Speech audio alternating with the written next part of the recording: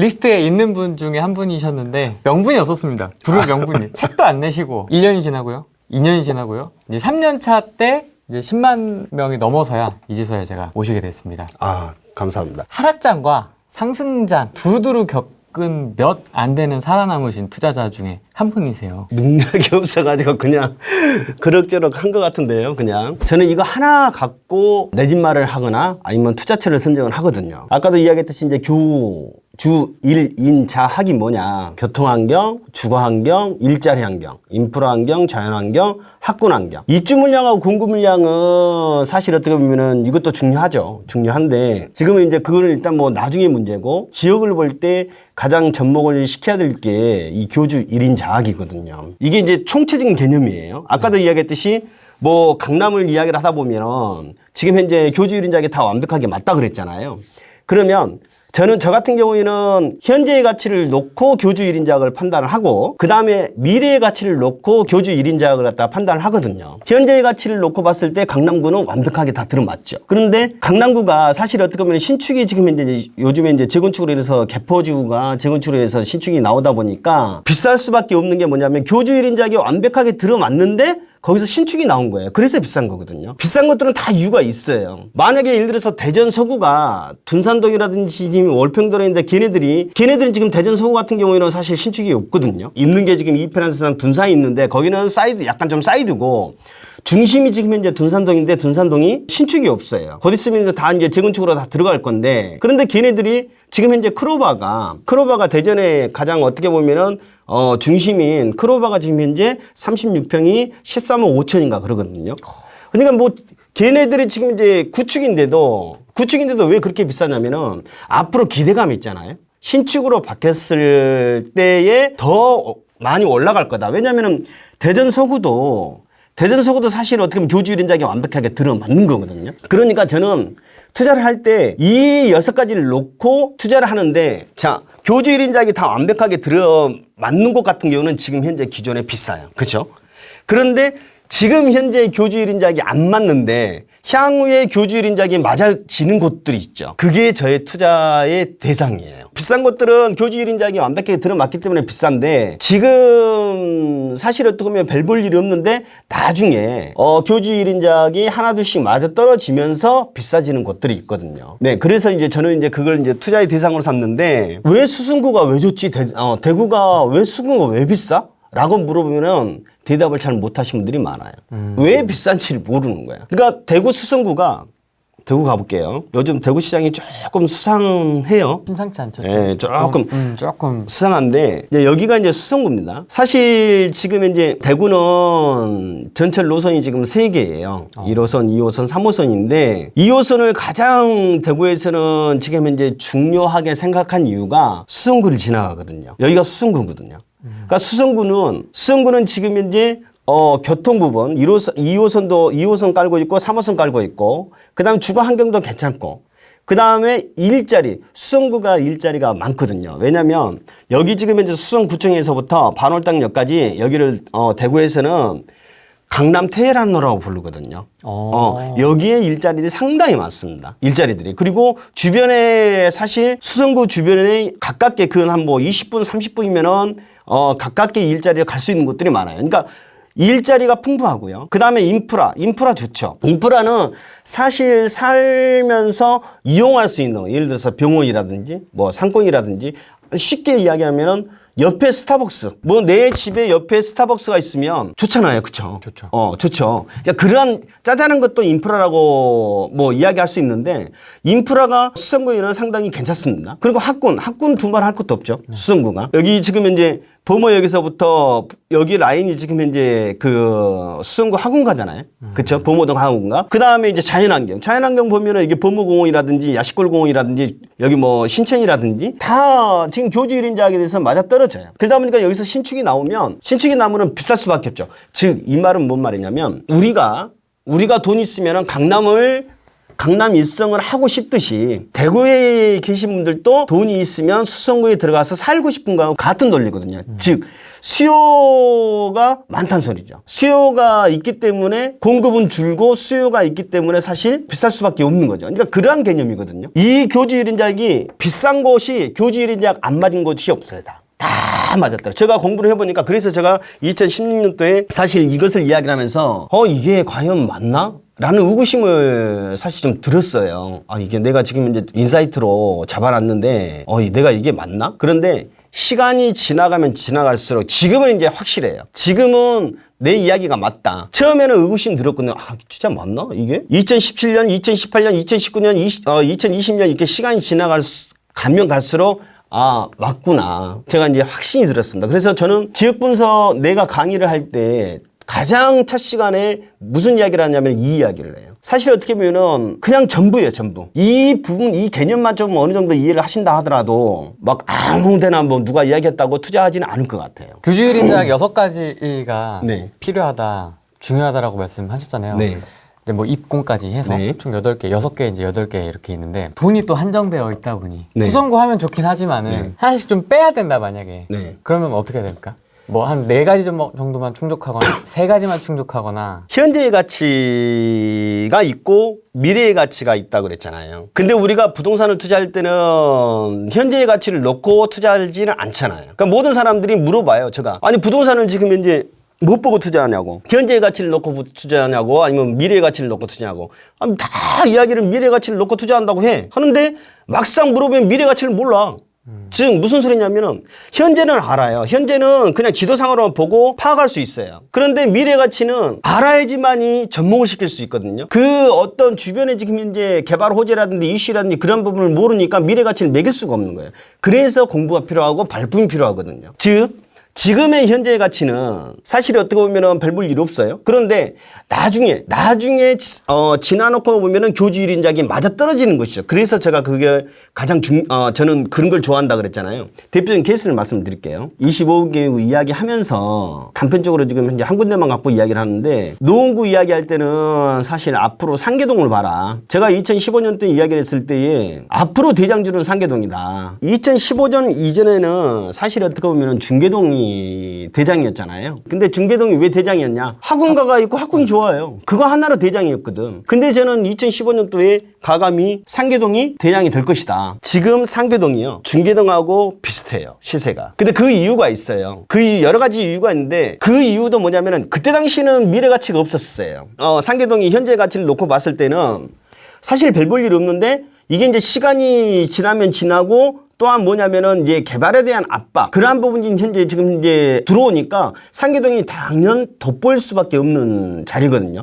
그러면은 만약에 예를 들어서 예전에는 시세가 중계동, 하계동, 상계동이었는데 내가 그때 당시에 그 어떤 미래 가치를 알고 상계동을 사놨다 그러면은 중계동, 하계동 샀던 것보다 수익률이 더 높았을 거 아니에요. 그쵸? 제가 단편적으로 이야기를 했던 게 뭐냐면 앞으로 수익 증산을 2015년도에 수익 증산을 갖다가 목 놓아서 외쳤거든요. 여기 봐라. 자, 수익 증산이 어디냐면 지금 여기 촬영한 이곳. 상암. 이곳이 상암이죠. 이곳이 상암이고 그 뒤쪽 수색역 뒤쪽으로 하면 이게 이제 수색 증산 뉴타운이 있거든요. 수색 증산 뉴타운이 이렇게 지금 현재 포진이 돼 있는데 지금 현재 뭐 분양들 많이 했죠. 증산 2구역도 분양하고 그다음에 수색 6구역, 그다음에 수색 9구역 분양했고 그다음에 수색 4구역 분양했고 수색 4구역이 제일 먼저 분양했죠. 그다음에 이제 2구역, 6구역, 9구역이 그다음이었구나. 9구역, 증산 2, 그 다음 6구역, 13구역 같이 분양했던 것 같아요. 그런데 지금은 이렇게 지금 현재 아파트들이 다 분양을 했는데 그때 당시에는 사실 가보면 2015년 때 가보면 그냥 다 쓰러지는 단독 다하고 빌라촌이었었어요. 근데 왜 제가 여기를 갖다가 강력하게 이야기를 했냐면 자 봅시다. 우리가 교통환경부터 먼저 볼까요? 교통환경. 지금 수색증산역이 우리가 이제 DMC역이라고 하죠. 디지털 미디어 시티역이 있는데 그걸 지금 깔고는 있어요. 우리가 교통부터 지금 현재 보는 거예요. 네. 근데 그때 당시하고 지금 앞으로 이제 미래 가치를 이제 같이 지금 현재 분단해서 보는 거예요. 그때도 디지털 미디어 시티역이 여기 세 개였습니다. 2015년대에도. 그러면은 지금 이제 DMC역이 경의 중앙이 있고, 그 다음에 지금 현재 공항철도가 있고, 그 다음에 6호선 디지털 미디어 시티역이 있는데, 그때의 교통은 똑같아요. 지금 현재 교주 1인작으로 놓고 지금 푸는 겁니다. 자, 주거 환경이 전부 다 지금 수색 증산을 놓고 본다 그러면 단독 다 하고 다세대 빌라기 때문에, 빌라촌이기 때문에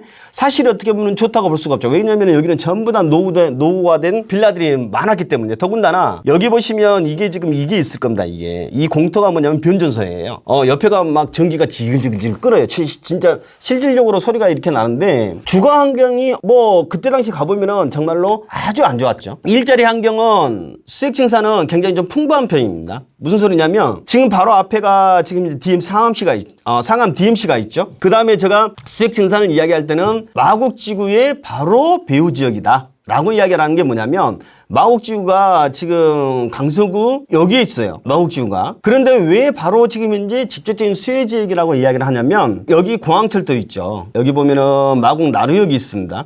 마곡 나루역이 있는데 공항철도가 수액 증산하고 연결이 돼요. 여기 DMC 역하고. 네. 여기서 내리거든요. 그런데 이게 딱 한 정거장이에요. 그러니까 여기에서 지금 이제 살고 있는 사람들이 바로 이용할 수가 있죠. 마곡지구가. 그 다음에 앞에 지금 현재 쭉 경의선으로 인해서 용산, 그 다음에 마포 일자리, 나중에는 중구까지, 서울역까지 가니까 중구까지 일자리를 갖다가 지금 현재 포진할 수 있고, 그 다음에 바로 맞은편이 영등포, 여의도. 그러니까 수액 증산은 일자리가 상당히 많은 편이거든요. 그리고 인프라 같은 경우에는 인프라가 사실 있을 수가 없죠.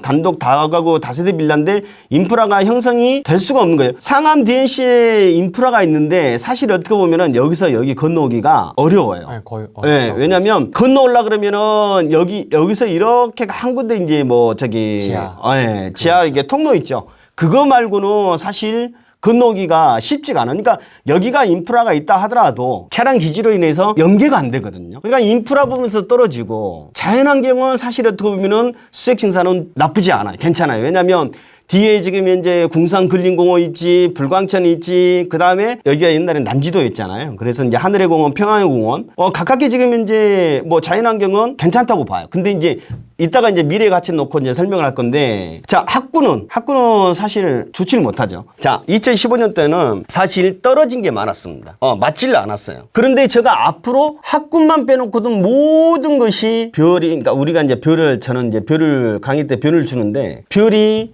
최고예요. 5개가. 그때 학군만 빼놓고는 다 별 5개가 될 것이다 라고 이야기했던 게 뭐냐면, 자, 이게 미래 가치잖아요. 교통이 지금 현재 예를 들어서 변화가, 그러니까 미래 가치가 뭡니까? 앞으로 들어올 노선이잖아요. 그렇게 따지면, 그러니까 기존의 지금 현재의 가치는 뭐냐면 DMC역, 6호선, 그 다음에 경의 중앙, 그 다음 공항, 그건 현재의 가치고, 앞으로 들어올 노선 뭐가 있나? 그걸 우리가 이제 알아야지 미래 가치를 매길 거 아닙니까? 네. 그래서 우리가 이제 공부가 필요한 건데, 여기에 지금 현재 2개의 노선이 더 들어와요.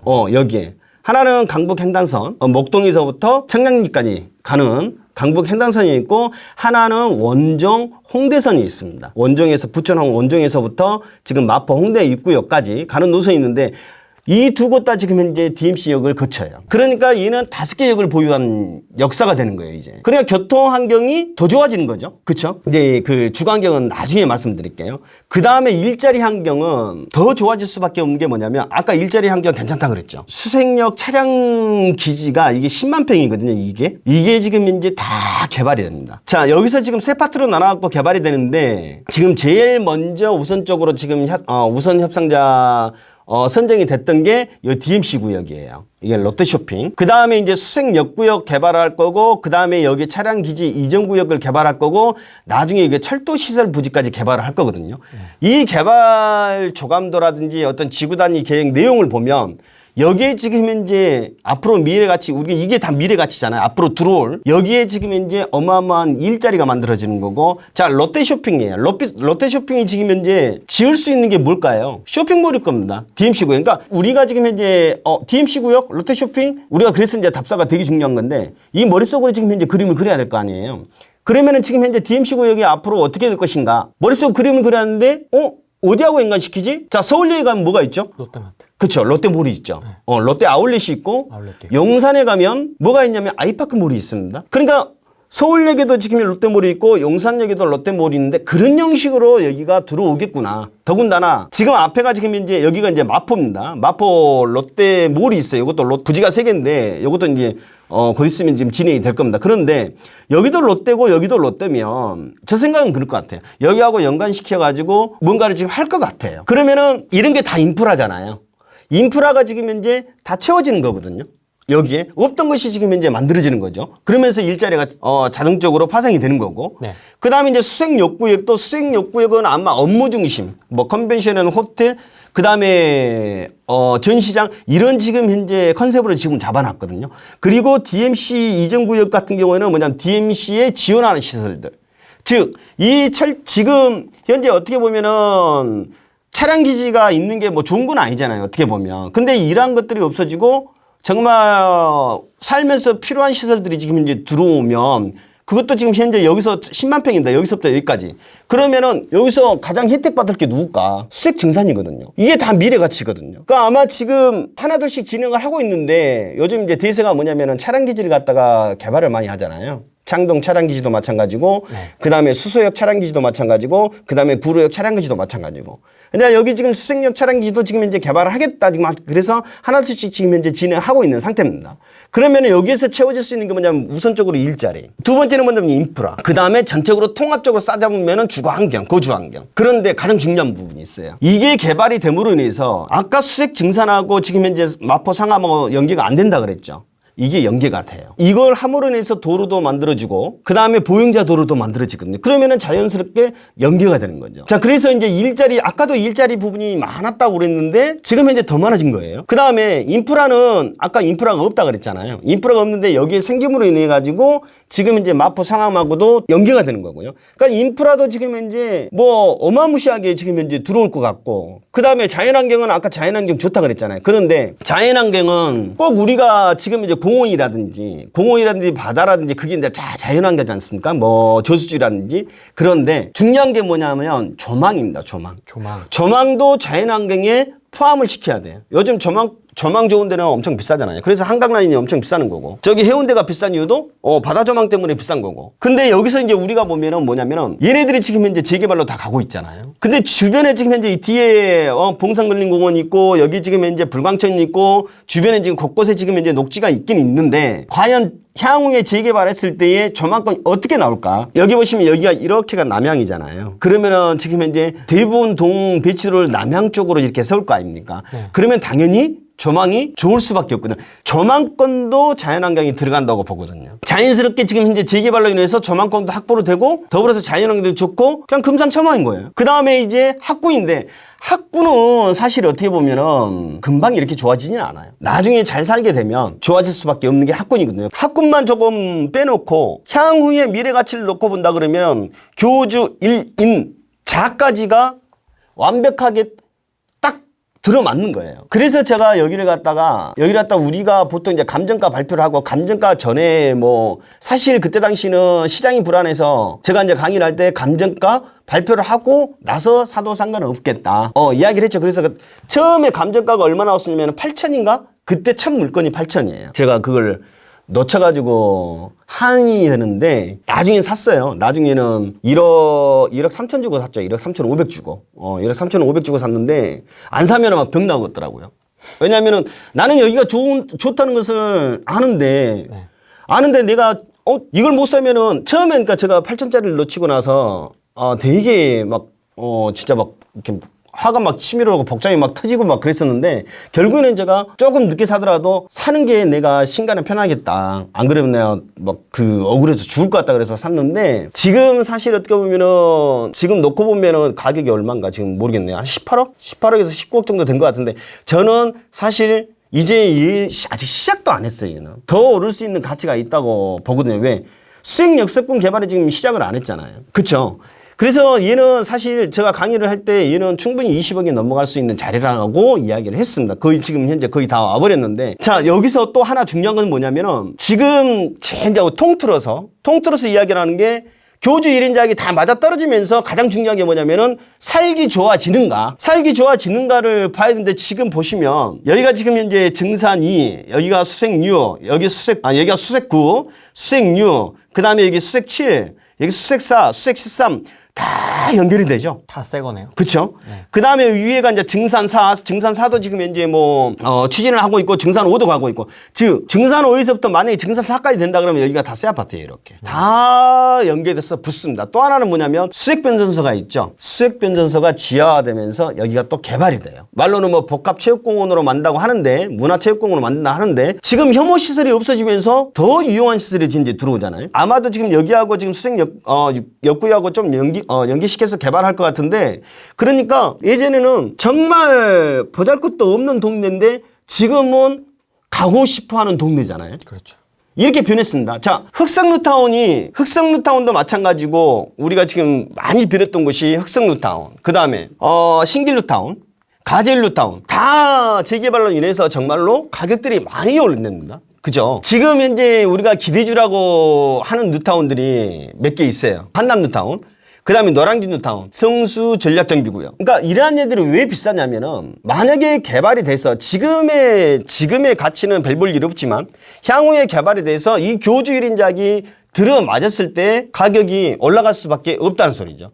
아니, 한남 뉴타운이 지금 현재 저 산 위에 지금 빌라를 왜 피를 갖다가 지금 이제 가상의 피를 갖다 10억, 11억 주고 이렇게 살까요? 앞으로 좋아진다는 것을 알기 때문에, 사실 이제 그렇게 비싼 건데, 그것은 이제 대중화 됐기 때문에, 아, 여기는 좋구나라고 해서 그렇게 이제 수요가 이제 몰리는 거고, 네. 우리가 수액 증산 같은 경우에 이러한 부분은 사실 조금 공부가 안 되신 분들은 찾기가 힘들거든요. 지금은 이제 뭐 정보가 이제 방대화돼서 웬만해서는 다 아실 건데, 모르는 사람이 그래도 태반이에요. 그러니까 우리는 이런 것을 갖다가 교주 1인작으로서 접목시켜갖고 찾는 거예요. 서울뿐만 아니고 지방 5대 광역시, 경기권 다 마찬가지입니다. 그러니까 교주 1인작을 갖다가 잘만 이렇게 접목을 시키면, 또 미래 가치를 갖다가 잘만 캐치를 하면 투자하는 데 대해서는 전혀 문제가 없다고 생각합니다. 물론 이제 이 지역 분석 교주 1인작보다 더 중요한 게 뭘까요? 시장의 흐름이죠. 내년에 상승을 할 것이냐, 아니면 내후년에 상승을 할 것이냐, 그거 보는 눈이 굉장히 어떻게 보면은 크죠. 예를 들어서 지역 분석이 파다라고 한다 그러면 시장의 흐름은 바람이거든요. 바람이 파도를 일으키니까. 그래서 우리가 좀 더 공부가 되면은 이제 부동산 시장을 갖다가 읽을 수 있는 눈, 그것이 이제 가장 어떻게 보면 큰 목적이고, 거기까지만 사실 정말로 파악할 수 있다 그러면은 아마 벼락부자가 되겠죠. 저도 사실 시장이 있기에는 쉽지가 않아요. 하락장을 이야기하신 분도 있고, 그 다음에 그 지속적으로 지금 상승을 할 것이다 라고 이야기를 하신 분이 있는데, 저는 그냥 가만히 있으려고요. 왜냐면 저도 사실 이야기를 하려면 굉장히 긴데, 두 번의 큰 결병기를 겪었다고 했잖아요. 그리고 금융위기 시장 때는 정말 저도 개고생을 많이 했고요. 난 진짜로 너무너무 힘들어 했었거든요. 그러다 보니까 항상 이제 보수적으로, 저는 강의할 때도 마찬가지지만 저는 항상 보수적으로 이렇게 바라보고, 저는 그냥 대출이 뭐고 저는 없어요. 그냥 있는 돈 갖고만 가지. 왜냐면은 그냥 부동산으로 스트레스를 안 받으려고. 예전에 이렇게 한번 왜 하나만 갖고만 이야기를 해볼게요. 하락기 때 얼마나 개고생을 했냐면, 빌라 가격이 1억 주고 샀다고 해요. 상승을 할 때는 1억 5천, 2억 이렇게 갔었습니다. 그런데 서프라임 딱 맞고 하락기로 접었는데, 이것은 하락기가 아니고 그냥 그때는 바로 급침체기였던 것 같아요. 그냥 시장이 순식간에 식어버렸던 것 같아요. 요즘 코인 같이. 그렇죠. 코인 또 아프네. 그때는 뭘 어떻게 대응할 수 없을 정도로 급격하게 침체가 됐는데, 제가 만약에 예를 들어서 1억이다 그러면 대출을 얼마 받냐면은 8천만 원을 받은 거예요. 그때는 일군은행에서는 사실 어떻게 보면은 대출을 60%밖에 안 해줬었고, 2군. 그렇죠. 2군은 80%까지 했었거든요. 그러면은 80% 받고 그 다음에 전세 놓고 그러면 돈이 적게 들어가요. 그런데 이자가 얼마냐면은 제가 진짜 실질적으로 준 이자입니다. 8%대였었어요, 그때. 이게 가격이 이제 하락을 하다 보니까 얼마까지 떨어지냐면, 제가 한번 물어봤어요. 한참 좀 지나서, 한 몇 년 지나서 계속 꾸준히 내다가 몇 년 지나서 물어봤습니다.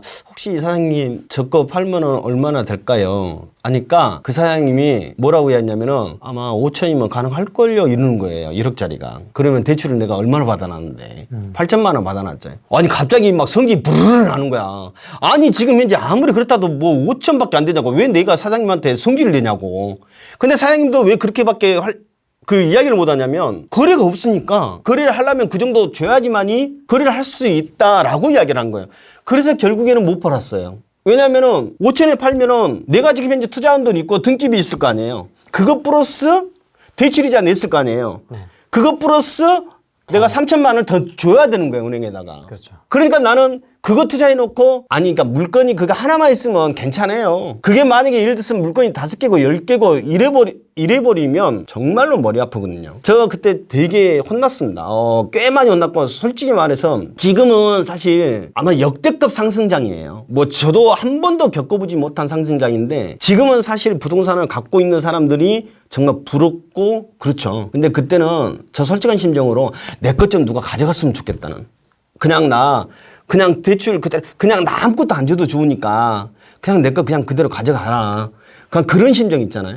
그럴 정도로 부동산 갖고 있는 사람들은 되게 힘들었었어요. 물론 이제 뭐 대출 없이 자기 집 있고 뭐 어쩌고 그런 사람들은 뭐 집값 떨어지는데 어차피 자기가 살 집이니까. 그런데 몇 채씩 투자한 사람들, 대출 받아갖고 투자한 사람들은 정말 그때는 안 묻겠습니다. 정말 많이 죽었어요. 특히 죽은 사람들이 경매하시는 분들. 2003년, 2004년도부터 계속 이제 그때 당시에 트렌드가 뭐였냐면 물건을 누가 많이 보유하고 있냐. 그게 고수냐 아니냐. 개수. 그렇죠. 개수. 그거 가지고 고수냐 아니냐 그걸 판가름을 했거든요. 근데 경매하시는 분들이 사실 어떻게 보면은 하다 보면은 경매 대출 그때 경락대출하고 막 90%까지 막 이렇게 나왔잖아요. 그게 물건이 예를 들어서 막 제가 알고 있는 사람은 27개 딱 갖고 있는데 그대로 깨끗이 딱 죽더라고요. 그리고 또 많이 죽으신 분들은 누구였냐면 업자들, 빌라 업자들요. 빌라 하시는 분들. 왜냐면은 빌라 같은 경우에는 자기 돈이 없으니까 땅 담보 대출로 인해 가지고 다 대출을 받거든요. 근데 빌라를 지금 짓다가 무너지신 분들도 많고 지어놨는데 안 나가는 거예요, 매매가. 분양이 안 되는. 그렇죠. 아니 뭐 전세 놓으려고 한 거 아닐 거 아니에요. 분양을 했는데 안 나가니까 결국에는 그냥 극한 선택을 하더라고요. 그래서 사실 어떻게 보면은 지금 이렇게 지금 역대급 상승장이고 지금 투자해놓으면 무조건 막 벌 것 같은데 저는 사실 어떻게 보면은 좀 불안불안해요. 그래서 지금 아까 나는 상승론자인가 하락론자인가를 지금 누가 나한테 물어보면 난 그거 모른다고 이야기를 하거든요. 네. 나는 그거 맞춰줄 재주가 없다. 왜냐? 제가 그 강의를 할 때 2018년도인가 2018년 8월까지인가 제가 그때 하고 좀 잠시 쉬었던 때가 있어요. 근데 제가 그랬거든요. 강의할 때 너무 많이 오른 것 같다. 너무 많이 올라서 지금 투자하면 과연 수익률이 얼마만큼 날까? 좀 재미없을 것 같다. 왜냐면은 예전 생각이 나니까. 예전에는 부동산 어떤 이제 그 예전에도 뭐 노무현 정부 때라든지 막 부동산 뭐 미친 듯이 올라갔었잖아요. 근데 규제를 했는데도 사실 올라갔었어요. 그런데 이제 자꾸 이제 규제가 심화되다 보니까 조금 2018년 초까지 되게 아마 그때가 최고점이었고 그 계속 규제가 쏟아지다 보니까 그때부터 피로감이 있어가지고 가격이 못 올랐어요. 그래서 여러분들이 한번 나중에 한번 찾아보세요. 2006년, 2007년, 2008년도가 가장 많이 올랐습니다. 2008년 초 딱 하고 나서 2008년 초부터 그때 이제 계속 행보를 하고 좀 피로감을 느꼈던 때였어요. 그런 와중에 이제 서프라임 딱 맞아버렸거든요. 그런 와중에. 근데 지금도 사실 어떻게 보면 규제가 지금 이제 나올 게 뭐가 있는지도 모르겠어요. 너무 많아가지고. 지금 사실 나올 것은 거의 다 나온 것 같아요. 나올 것은 거의 다 나온 것 같은데 지금 집값이 이러는데 그때도 이제 왜 그렇게 생각을 했냐면 2018년 8월 달에 제가 쉬면서 조금 이제는 조금 투자를 하시는데 좀 조심하셔야 될 것 같다. 지금 투자하면 여기서 과연 얼마나 오르고 지금 앞으로 계속 규제가 쏟아지는데 좀 걱정이 된다. 저는 그렇게 이야기를 했어요. 그러니까 하락을 할 것이다. 이게 아니고 약간은 조정을 받을 수 있을 것 같다. 라고 이야기를 했거든요. 아니 웬걸? 더 오른 거예요. 더 미친 듯이. 내가 만약에 예를 들어서 그때 당시에 저의 강의를 듣고 저의 말을 듣고 만약 그때 투자를 안 했어. 지금 그분은 저를 얼마나 욕을 할까요? 그렇죠? 그분은 저를 갖다가 정말 막 머리끄댕이 잡아가지고 죽일 거예요 아마. 본인이 판단을 한다고 하지만 그래도 너 믿고 왔는데 네가 지금 현재 그런 말 해갖고 내가 못 샀는데 이럴 수 있잖아요. 사람 마음이. 그래서 내가 앞으로 뭔가를 갖다가 앞으로 예측이라든 그런 시장의 예측이라든 나는 그 짬밥이 아직 안 된 것 같다라고 해서 지금은 사실 강의를 할 때 뭐라고 이야기하면 저 솔직히 뭐라고 하냐면 알아서 판단하고 알아서 하시라고. 그냥 저는 몇 개예요. 2, 3년 후에 시장을 내가 예측을 하고 읽어낼 수 있다면 만약에 2, 3년 후에 여기 더 올라갈 거예요. 더 올라간다고 제가 맞춘다 그러면 나 영원을 아니 요즘 영끌한다 그러잖아요. 나 달러 돈 빌려가지고라도 나 투자를 할 거예요. 진짜로. 아니 2, 3년 후에 올라간다는 확신만 있으면 그게 안개성이니까 못한 거고 2, 3년 후에 떨어진다? 그것도 장담 못한 거야. 지금의 각 어떤 지표들이 이제 앞으로 지금 이제 서울 같은 경우에는 또 뭐 3기 신도시를 비롯해서 물량이 좀 쏟아질 것 같아요. 물량이 조금 나올 것 같은데 뭐 임대에 대한 물량. 근데 앞으로 그것은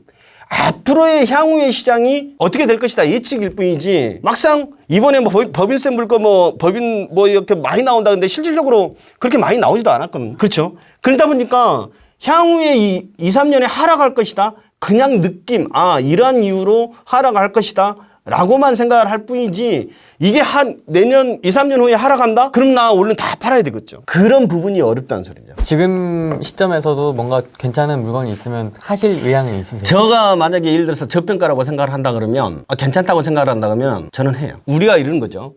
강남이 지금 이제 집값이 천정부지잖아요. 사실 어떻게 보면은 제가 리센치를 이야기를 할 때 리센치가 그때 18억인가 그랬을 겁니다 아마 제가 강의를 할 때. 그래서 제가 이야기한 것이 있었거든요. 리센치가 과연 지금 18억 주고 사가지고 과연 얼마만큼 수익이 날까? 그러니까 저만의 판단한 거죠. 이게 지금 이제 저는 이제 고평가라고 생각을 하면 안 사는 거고 저평가라고 지금 이 정도면 괜찮다라고 생각을 하면 저는 이제 사거든요. 20억 리센치가 20억 가겠어? 이랬던 것이 지금 리센치가 23억인가? 그쵸? 23억인가? 근데 실질적으로 이제 놓고 본다 그러면 리센치가 지금 이제 18억 주고 샀어요. 근데 만약에 예를 들어서 이게 자기 집이야. 그냥 내 집 마련 주고 샀다 그러면 상관없는데 투자로 주고 샀다 그러면은 리센치가 23억인가 아마 그럴 건데 지금 5억 정도 지금 버렸다고 봐야죠. 근데 양도세를 또 생각하면은 실질적으로 리센치를 갖다가 한 10억 정도 그때 뭐 전세가 아마 8억 아마 그랬으니까 거의 9억에서 10억 주고 샀는데 양도세 제외하면은 한 뭐 2억 과연 이게 수익률이 맞나? 그러니까 저는 이제 그 판단을 생각을 하거든요. 만약에 내가 저평가라고 생각하면 들어가는 거고 만약에 아무리 미래 가치가 뛰어난다 하더라도 내 생각에 지금 현재 이것은 수익에 대해서 별로 남지 않겠다 그러면 투자를 안 하는 거죠. 부산 물건 갖고 한번 이야기를 한번 해볼게요. 저평가라고 생각한 부분을 갖다가 이것은 지금 현재 향후에 미래 가치가 굉장히 높다라고 이야기를 하면은 생각이 들면은 저는 그냥 가감없이 지르거든요. 부산 지역은 아무것도 몰라요 제가. 놀러만 갔었지. 부산 지역은 아무것도 모르고 이제 저만의 기준으로 갖고 이제 공부를 하기 시작했다가 얘 괜찮다 좋아 보이는 거예요. 아까 제가 말씀드린 교주 1인작을 맞춘다 그랬잖아요. 좋아 보이는 거예요. 어떤 걸 했냐면 지금 현재 분양을 했는데 여기 지금 이제 부산역은 여러분들이 다 아시니까 여기 1호선 부산역이 여기 있거든요. 그런데 부산역에서 쭉 올라가다 보면 서면도 아시겠다. 서면역 상권. 서면 알죠. 네. 서면역 상권이 법률역 바로 법내권역 위에 있거든요. 여기가 이제 서면역 상권인데 그 바로 밑에 자천역 바로 앞에 보면 여기가 있었어요. 여기가 뭐냐 자천 범일 2지구 3지구 얘가 이제 자천 범일 3지구였고 얘가 이제 자천 범일 2지구 지금 진행을 하고 있는데 이것 보고 여기 진짜 괜찮겠다 라고 해서 2018년 8월 달에 여기를 갖다 들어갔어요. 근데 그때 당시에는 어떤 상황이었냐면 거의 완전히 뭐 침체기. 누가 부산을 갖다가 쳐다보지 않는 시기. 부산이 잘 올라가다가 2017년 초순인가요? 한 4월 달, 5월 달까지 잘 거기가 고점이었었어요. 그리고 2019년 8월 달까지 되게 힘들었었어요, 부산이. 그런데 저는 2018년 8월 달에 여기를 이제 사게 된 거죠. 왜 샀냐? 향후에 저는 뭐 1, 2년 보고 산 게 아니고 향후에 3, 4년, 3년, 4년, 5년 지나면 여기가 굉장히 좋아지겠구나. 아까도 말씀드렸듯이 지금 현재의 교주 1인작은 별 볼 일이 없으나 향후의 교주 1인작이 미래 가치가 엄청난 거예요. 그래서 뒤도 안 돌아보고서 여기를 매입을 했는데 이런 게 저는 이제 저평가라고 보거든요. 어떤 계기로 여기를 찾으시게 되신 거예요? 이 넓은 부산 바닥에서? 공부를 하는 와중에 이제 저는 이제 저만의 공부하는 방법이 있어요. 그러니까 생판 모르는 지역을 갖다가 공부하는 방법인데 어떻게 공부하시면 그거 하나 알려드릴게요. 부산은 아까 제가 말씀드렸듯이 전혀 몰랐던 지역이고 그러면 과연 어떻게 공부를 할까? 예전에 제가 서울을 공부를 하듯이 똑같이 접목을 시킨 거예요. 부산은 15개의 구와 1개의 군이 있거든요. 그런데 15개 구를 갖다가 다 할 필요는 없어요. 물론 다 하면 좋은데 다 할 필요가 없는 게 뭐냐면 부산이 지금 현재 아까도 말씀드렸듯이 침체기라 그랬잖아요. 그러니까 상승할 때와 침체할 때는 또 달라. 왜냐면은 상승할 때는 전반적으로 우리가 갭매우기 형식으로 막 이어지는 경우가 많기 때문에 조금 안 좋은 구더라도 공부를 해야 돼요. 그런데 하락장 같은 경우에는 2018년 정도면 2018년 8월달 기준으로 잡을게요. 그때 당시에는 대전이 상승장이었고요. 그 다음에 대구가 상승장이었고 그 다음에 강주는 그냥 밋밋했어요. 그런데 울산하고 창원하고 부산 얘네들은 거의 누가 쳐다보지도 않았었거든요. 이 지금 부산이 15개 구하고 한 개 구인데 다 할 필요가 없다. 대장구만 하자. 대장구만. 해서 지금도 이제 그렇게 하고 있는데 왜 하락기 때는 대장이 지금 이제 올라와야지만이 하락기 때에서 상승으로 갔을 때는 대장주들이 오르거든요.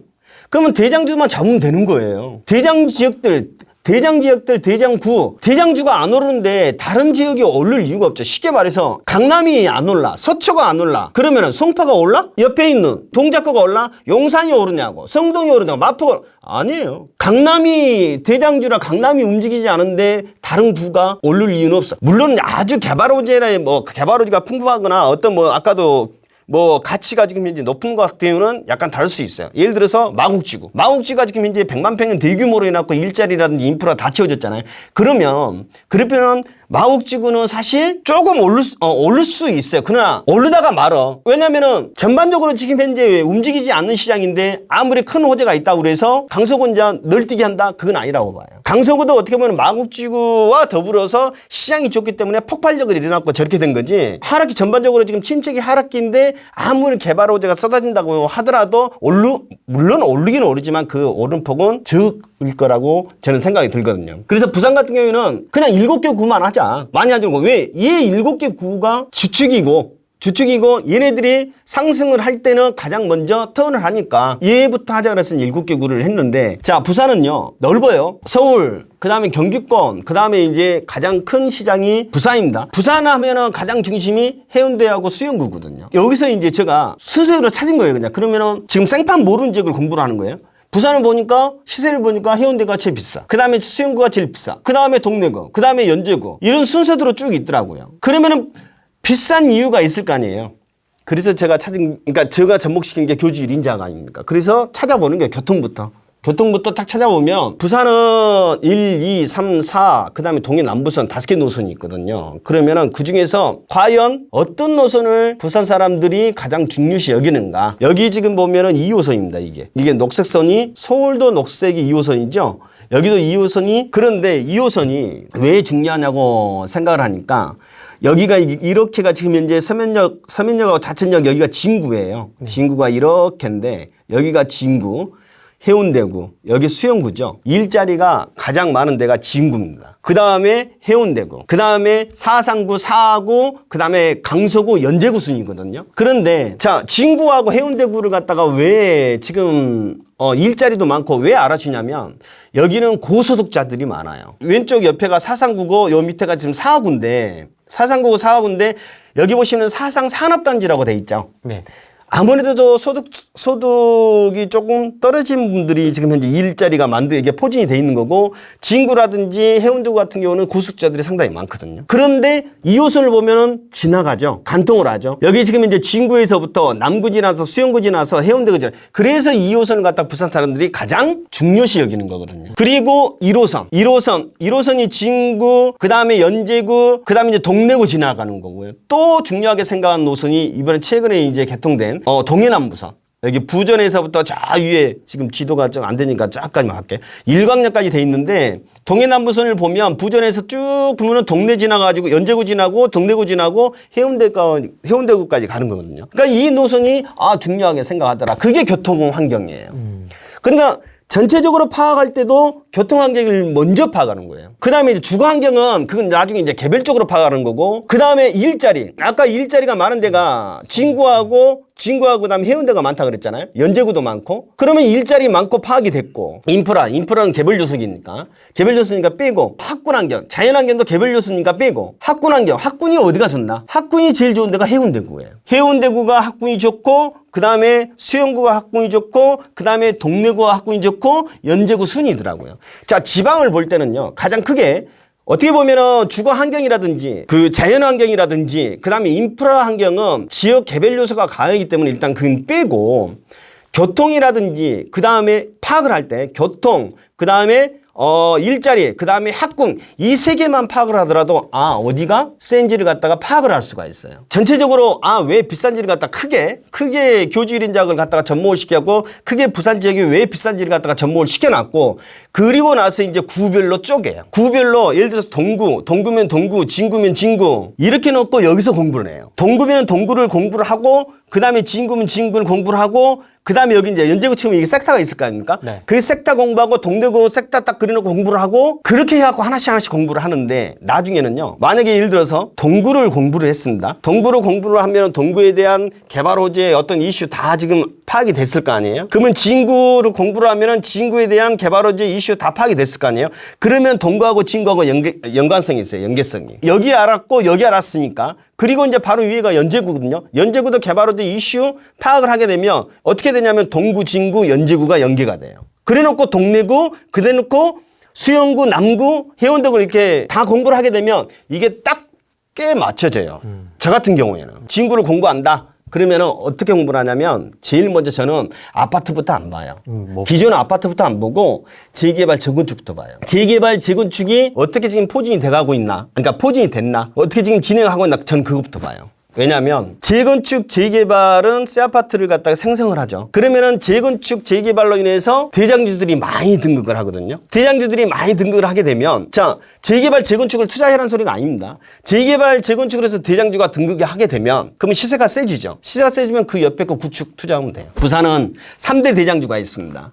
앞으로 향후에 3대 대장주가 어떤 거냐면 마리나 있죠. 경남 마리나, 대우 마리나 있잖아요. 거길 마리나라고 하고 그 다음에 수영구 가면 삼익비추가 있어요. 삼익비추가 있고 그 다음에 촉진이에요. 여기는 이제 촉진지구인데 지금 이제 잘 모르실 것 같은데 표현이 안 돼서 여기 이렇게가 지금 현재 촉진 1구역, 촉진 2구역, 촉진 1-1구역, 촉진 2-2구역, 3구역, 4구역 이렇게 포진이 돼 있거든요. 여기입니다. 이게 이렇게가. 제가 2019년 3월 달부터 부산 강의를 했는데 제가 어떤 걸 사라 그랬냐면 사망 골든뷰를 사라 그랬어요. 이게 별 5개 줬습니다. 5개. 지금 가보면 별 5개짜리가 아니에요. 딱 가보면 그냥 답사해보면 진짜 엉망진창이에요.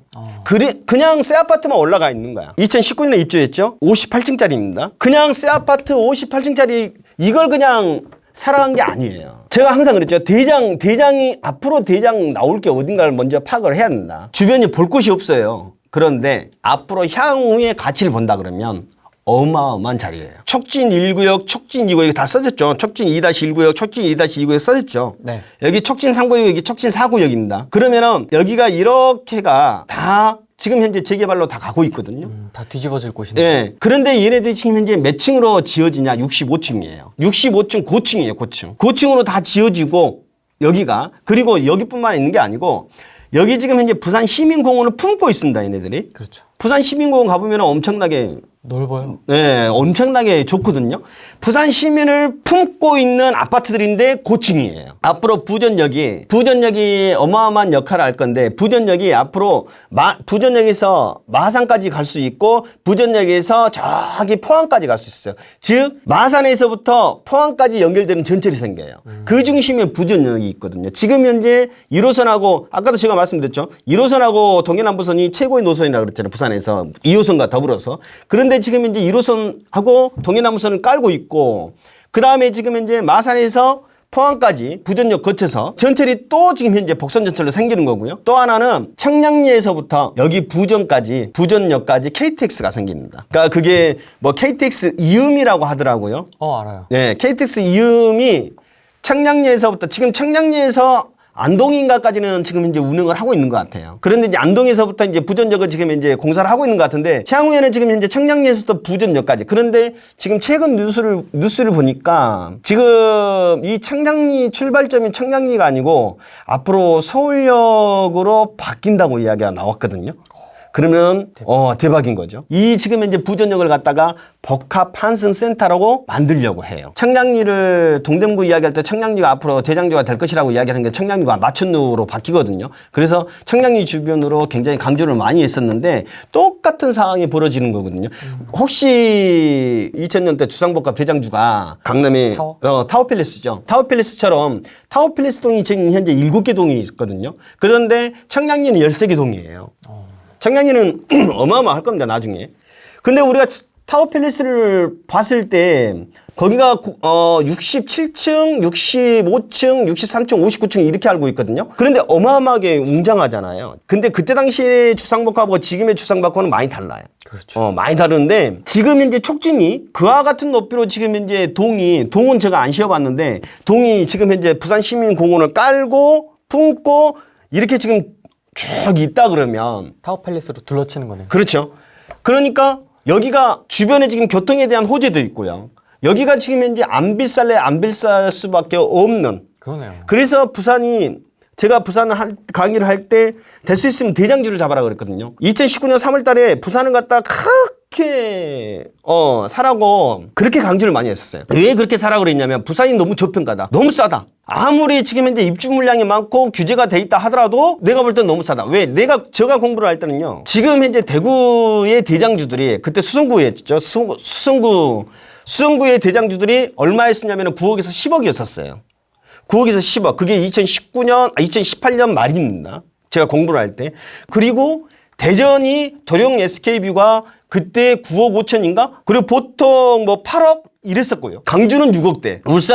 울산 문수로 아이파크가 그때 당시에 5억 5천, 5억 6천. 부산이 대장주들이 얼마나 험했냐면 부산에 정말로 좋은 애들이 6억대가 안 됐었어요. 경남 마리나 36평이 얼마였었냐면은 31평인가요? 31평인가 걔가 6억 3천인가 됐었어요. 나머지 대장주라고 부를 만한 거제 센트럴 자이, 해운대 자이 얘네들이 전부 다 뭐 롯데 사직을 롯데캐슬 얘네들이 정말로 시장이 좋으면 전부 다 10억 갈 수 있는 자리들인데 이제 5억대 후반이에요. 막 5억 7천, 5억 8천 이러고 있는 거라. 근데 제가 봤을 때는 부산을 갔다가 봤을 때 부산을 왜 투자를 안 하냐. 그냥 단지 입주 물량이야. 그리고 해수동이 지금 현재 그러니까 대장주를 딱 발목을 딱 잡아놓으니까 규제로 인해서 발목을 잡아놓으니까 올라가기가 힘든 구조였었어요. 어떻게 보면. 그러다 보니까 부산이 누가 쳐다보지들 않아요. 전부 다 보더라도 대전 보고 대구 보고 그때는 막 이렇게 중소도시 안 봤었어요. 요즘에는 막 전국이 불장이잖아요. 예전에는 쳐다보지도 않았어요. 옛날에는. 뭐 대전 좀 많이 갔었고 대구도 좀 갔었고 그 다음에 강주는 왔다 갔다 좀 했었고 울산 쳐다보지도 않았고 그냥 오로지 그때는 서울시장이 좋았기 때문에 서울하고 수도권 시장을 많이 봤거든요. 지방에 참 뜨거웠던 부분이 뭐였냐면은 서울시장 같은 경우는 그러니까 전국구예요. 전국구. 모든 사람들이 서울시장은 다 봐요. 그렇죠. 그래서 뜨거웠죠. 그만큼 이제 가파르게 또 올라갈 수밖에 없는 이유고 그때 다 쳐다보고 있었어요. 근데 저는 이제 그때 당시에 2019년 보니까 길게 보면은 중장기적으로 보면 부동산은 영원한 상승도 없고 영원한 하락도 없다. 언제든지 충분히 올라갈 수 있는 그런 어떤 시장이 부산 시장이거든요. 그래서 부산에 그때 당시에 재건축, 재개발, 그 다음에 대장주들 잡아라 그랬어. 삼익비치 24평이 그때 당시에 4억 2천이었거든요. 지금 얼마냐면 12억 5천, 13억이에요. 지금 그걸 살라고 하는 사람들이 있어. 그때 사라고 해서 그때 왜 안 사고? 모르겠어요. 저가 또 보는 관점은 뭐냐면 부산은 지금 약간 오버슈팅 된 것 같아. 항상 또 내가 이런 말을 하면 또 더 올라오더라고요. 올리려고 이러시는가요? 아니, 나는 부산 거를 아까 이제 나는 그걸 왜 했냐. 라고 이야기를 하다가 지금 현재 여기까지 왔죠.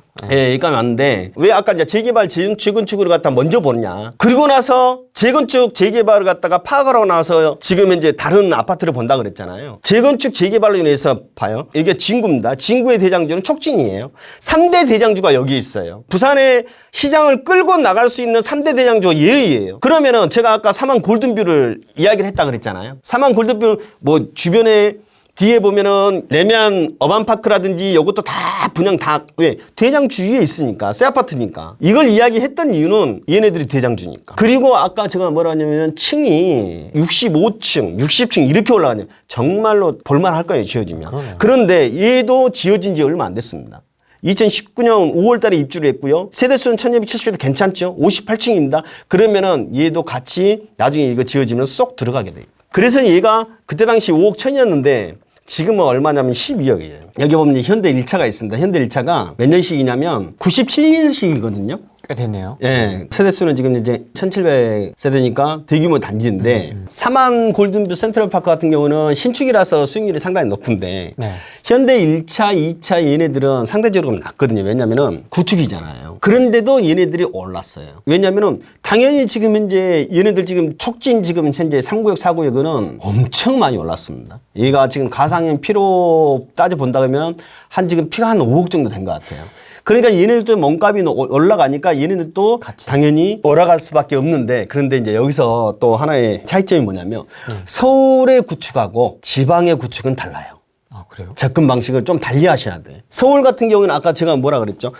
전국에서 다 보는 시장이거든요. 이와 같이 서울에 이와 같이 있다 그러면 이와 같은 똑같은 형태가 있다면은 현대 1차도 오르고 2차도 오르고 힘을 받아갖고 올라요. 구축이라도. 신축은 더 많이 오르겠죠. 똑같이. 그런데 지방은 그렇지가 않아요.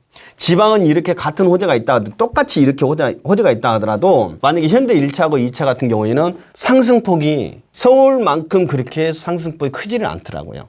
그래서 왜 그럴까 공부를 할 때 왜 그럴까 부산 같은 경우 또 울산 같은 경우 대전 같은 경우에는 사실 외진이 들어와서 투자를 해줘야지만이 가격이 오르는 구조거든요. 부산 시장이 부산 사람들을 위해서 돌아가는 시장이 아니에요. 대구의 시장이 대구 사람들로 인해서 가격을 띄우고 상승을 시키고 그런 시장이 아니에요. 그러니까 시장에 대한 한계성이 있거든요. 그러면은 외지 사람들은 과연 어떤 것을 투자를 할까? 우리가 대부분 수강생들 보면 자 지방 어디예요? 그러면은 딱 공통점이 그거예요. 분양권, 신축, 그다음에 유망한 재건축, 재개발. 네, 맞습니다. 그다음에 준신축까지. 구축은 아예 안 봐요. 즉 무슨 소리냐면 외지인들은 구축은 안 본다는 소리예요. 그래서 구축이 지방은 상대적으로 수익률이 떨어져요. 이런 호재들이 있다 하더라고요. 그래서 서울하고 지방을 갖다가 조금 과연 외지인들 투자자들이 과연 어디를 보고 있는지 뭘 보고 있는지 요즘에 이제 조금 뜨고 있는 게 막 지식산업센터라 하더라고요. 네. 뭐 엄청나더라고요.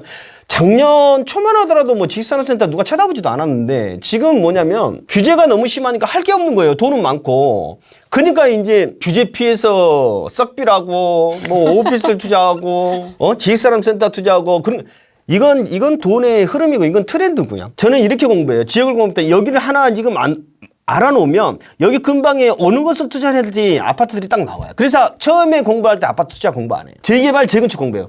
여기 보면 하나로 더 본다 그러면 여기 지금 양정 1, 2, 3구역이 있는데 이거 다 파악하면은 어디가 지금 좋아지겠다. 어디가 지금 현재 시너지 효과? 어떤 아파트 이게 지금 현재 양정 2구역일 겁니다.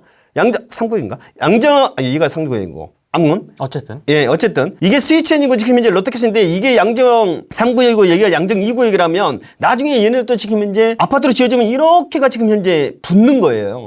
그러면은 주거 환경이 더 좋아지려 그러면은 아파트와 아파트 계속적인 연결성이 있어야 돼요. 왜 우리가 신도시를 갖다가 좋다고 생각하면 답이 나올 거예요. 신도시 가면 도로도 넓고 가로수도 이쁘고 경관도 이쁘고 다 아파트와 다 붙어 있지. 우리가 대표적인 케이스가 분당이잖아요. 분당이 구축 아파트만 있다 하더라도 가보면 분당 좋다. 이런 생각이 들거든요. 그래서 아파트하고 아파트는 계속 그러니까 연계성이 있어야지만이 시너지 효과가 있어서 가격 상승을 불러올 수 있거든요. 그래서 지역은 이제 이렇게 공부하시면 될 것 같고, 제가 지금 이제 이걸 이제 하버시티를 갖다 왜 했냐면, 지금 자꾸 이제 중요하기 때문에 지금 뭐 반복 말씀을 드린 것 같습니다. 아무것도 지금 현재는 볼 것이 없는데, 왜 얘를 갖다가 지금 이제 뒤도 안 돌아보고 투자를 했냐면, 지금 보시면 여기가 동구예요. 동구는 아무것도 볼 거 없습니다. 그런데 이 지금 현재 북항 재개발, 이게 북항이 재개발이 아니고요. 이게 사실 이제 북한 개발이라고 하는데, 이게 지금 부산시에서 2030 엑스포 유치를 위해서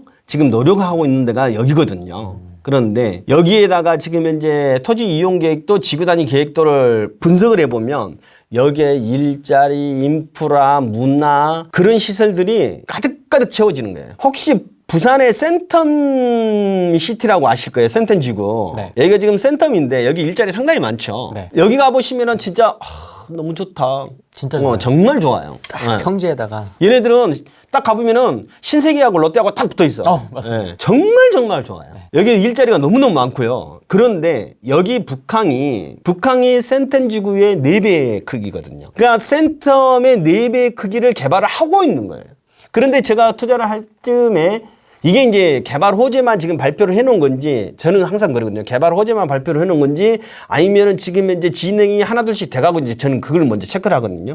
근데 제가 이건 무조건 된다라고 판단이 된 경우가 뭐냐면 그때 당시에 얘를 갖다가 잡으려고 했을 때 알아보니까 여기에 기반 시설을 갖다가 공사가 70%가 돼 있는 거예요. 기반 공사라는 게 도로라든지 뭐 상수라든지 그런 부분을 갖다가 지금 정비를 시키는 거잖아요. 그럼 뭐냐면은 여기를 갖다가 먼저 그런 기반 시설을 해놔야지만 이 땅을 분양을 할 거 아닙니까? 뭐 미리 분양한 것도 있겠지만 네. 그러면 지금 이제 만약에 진행을 지금 이제 하려고 기반 시설을 해놓은 거지 진행도 안 되는 기반 시설을 갖다 할 이유는 없잖아요. 그래서 저는 이건 무조건 된다라고 생각을 하고 일단은 교주 1인자에게 맞춰봤을 때 일단은 일자리하고 인프라하고 그게 지금 현재 맞춰지는 거예요. 자천역에서 한 10분 거리 정도 되고요. 여기 있는데 1호선 중요하다고 그랬잖아요. 네. 1호선 끼고 있고 이게 지금 현재 뭐냐면 55 보급창이거든요. 이 땅이 55 보급창인데 이게 개발이 돼요. 이미 지금 현재 발표가 됐고 여기를 갖다가 지금 현재 문화체육공원으로 만들 건지 아니면 복합 개발을 할 건지 그냥 어떤 거에 돼도 좋아.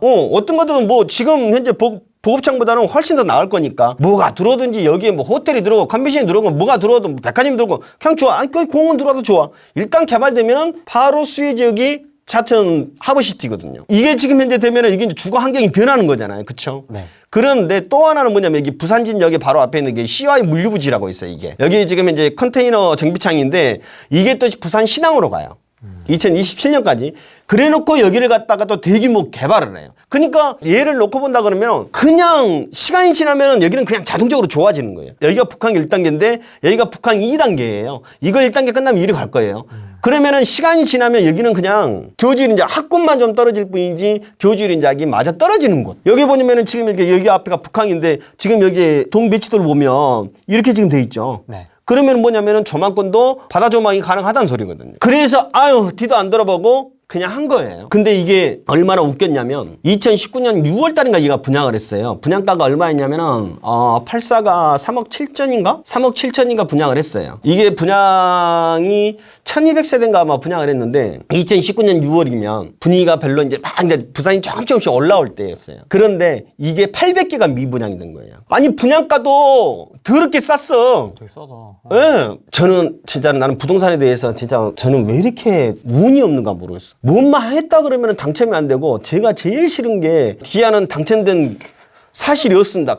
그 말이 너무 싫고요. 또 하나는 뭐냐면 진짜 저는 운복이 왜 있는지 몰라도 이게 지금 49층짜리거든요. 네. 이게 저는 조합원이에요. 동호 수첨을 하는데 이게 49층인데 조합원들은 25층에서부터 49층까지 배정을 받아요. 그렇죠. 거기 이제 이거 전산 추첨하니까. 추첨하니까. 남들은 다 35층 이상인데 저만 26층인 거예요. 그리고 그것도 열받아 죽겠는데 여기를 분양가를 갖다가 1,100만 원인가 했어요. 너무 싸게 한 거예요. 그러니까 막 또 복장이 터지는데 거기다가 이게 800개가 미분양이 난 거예요. 이제 그거고 제가 아는 애들한테 여기를 무조건 줍줍해라. 그냥 노래를 불렀어요. 해라. 그런데 왜 많이들 안 했는지 알아요? 시장이 안 좋아 일단 부산 시장이. 부산 시장이 안 좋고 또 하나는 뭐냐면 여기 위치를 보면 별로 안 좋거든. 지금은. 그러니까 가치를 모르는 거지. 이게 지금 현재, 그러니까 걔네들은 만약에 지금 잡았으면 걔네들은 얼마 투자하냐면 지금도 마찬가지다. 걔네들 3,700 투자했어요. 3,700을 투자했는데 지금 현재 얼마냐? 9억이에요. 딱 2년 됐네요. 2년 됐는데 3억 7천에서 지금 9억이면은 지금 현재 5억 5천이 올라간 거예요.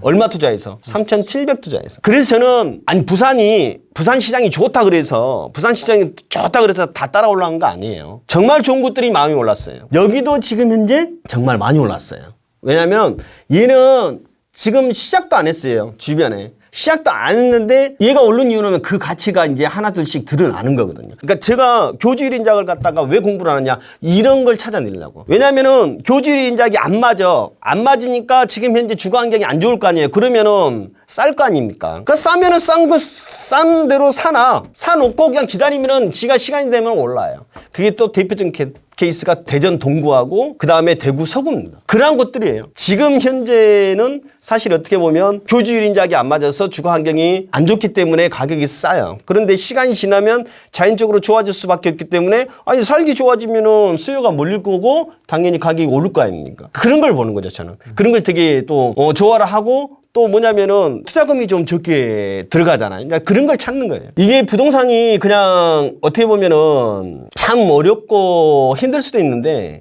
발품을 많이 팔고 있던 이런 교주 1인작을 갖다가 자기 스스로 자기의 그 어떤 자기 인사이트에 맞게 접목을 시킨다 그러면은 저는 사실 실패할 확률이 없다고 생각을 하거든요. 사실 공부를 하지 않으면 몰라요. 공부를 하지 않으면 모르고 이 지역이 있는지 찾아보지 않으면 또 모르고 또 이 지역을 갖다가 머릿속으로 그림을 나오면 발품을 팔아야 될 거 아닙니까? 그러니까 그러한 조건들, 그러한 노력들이 있어야지 그냥 좋은 투자처를 찾을 수 있다는 소리. 그래서 저 같은 경우에는 사실 수강생들한테 발품 계속 팔아라. 팔면 보일 것이다. 지역이 보이고 그 주변에 지금 현재 돌아다니면 다 눈으로 보잖아요. 그러면 지역이 보이고 앞으로의 향후의 가치가 보일 것이다. 그걸 계속 설명하고 있는 거예요. 그럼 이런 개발 호재와 관련된 소스는 직접 현장에서 그렇죠. 현장에서 듣는 경우가 많죠. 먼저 저는 아까도 생판 모른 지역 부산을 갖다 공부를 했을 때는 아까 그와 같은 그러한 것도 교주 1인작을 먼저 맞춰보고 구로서 이제 개별적으로 쪼개고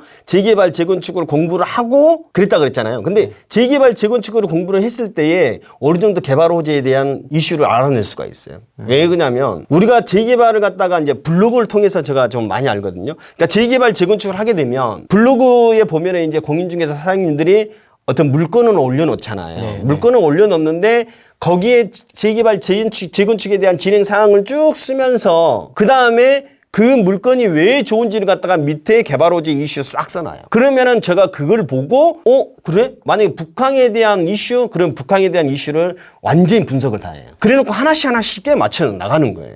그러니까 재개발, 재건축을 갖다가 먼저 공부하면 그냥 자동적으로 좀 호재를 알 수 있더라고요.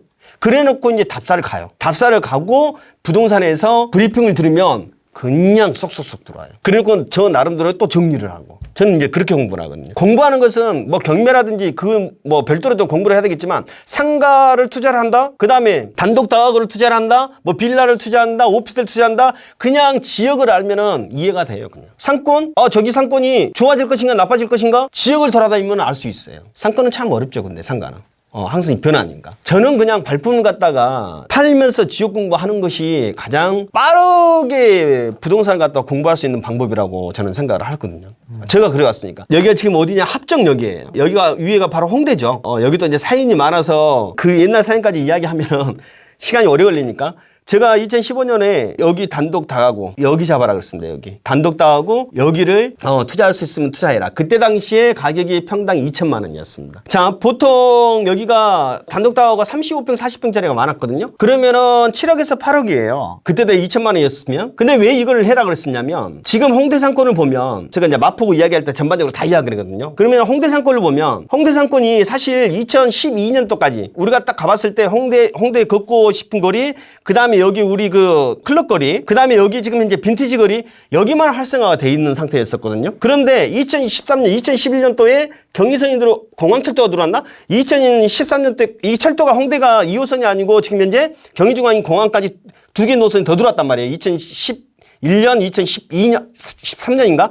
그런데 갑자기 2013년 이후부터 갑자기 홍대 상권이 커지는 거예요. 엄청 커지는 거예요.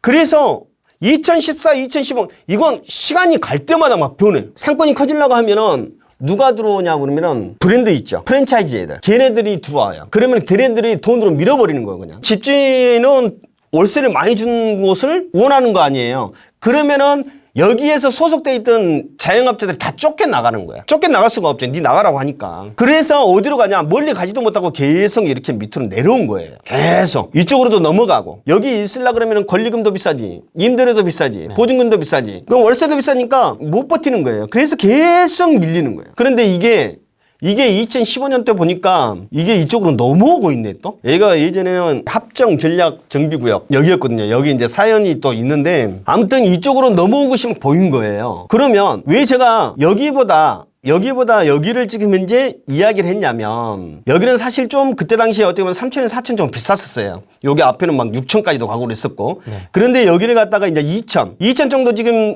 하니까 조금 그래도 괜찮거든. 왜 여기를 했냐면 이게 뭐냐면은 당일일 발전소예요. 당일일 발전소인데 여기가 공원화됩니다. 이게 막 박물관도 들어오고 전시관도 들어오고 여기가 이제 이거 완전 대규모 공원이 생기는 거예요. 그러면은 여기 홍대 상권이잖아요. 여기서 여기까지 5분이면 걸어와요. 여기서 술 한잔 먹다가 일이 넘어올 수 있겠죠.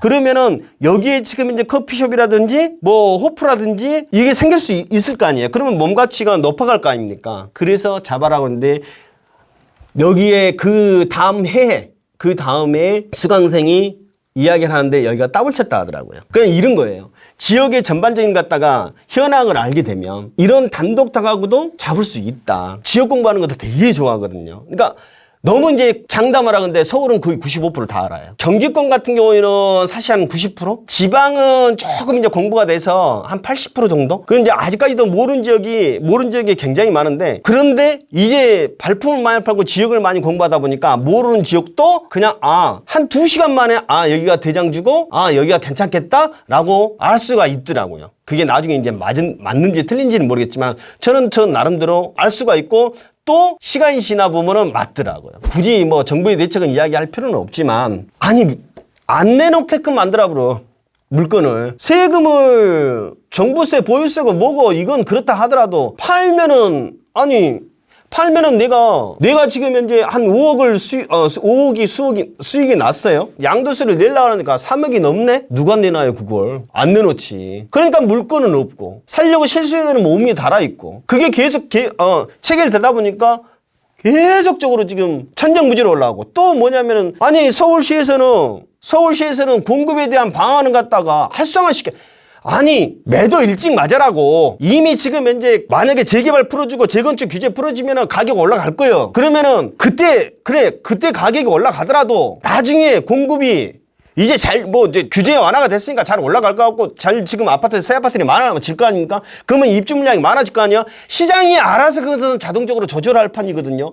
그런데 아예 못 짓게 만들어 재건축, 재개발 다 규제 다 해놔. 이게 공급이 나올 데가 없는 거예요. 지금 중요한 어떤 재건축, 재개발 싹 다 지금 다 묶어놨잖아. 건축심의 나 흥분했다. 잠실 지금 현재 사업시행인가가 지금 났어요? 2011년인가 2012년인가 그때 조합설립인간하고 아직 건축심의도 통과가 안 됐어요. 건축심의도 통과도 안 됐어. 뭔 말 하려고 그러면은 다 발목 잡아.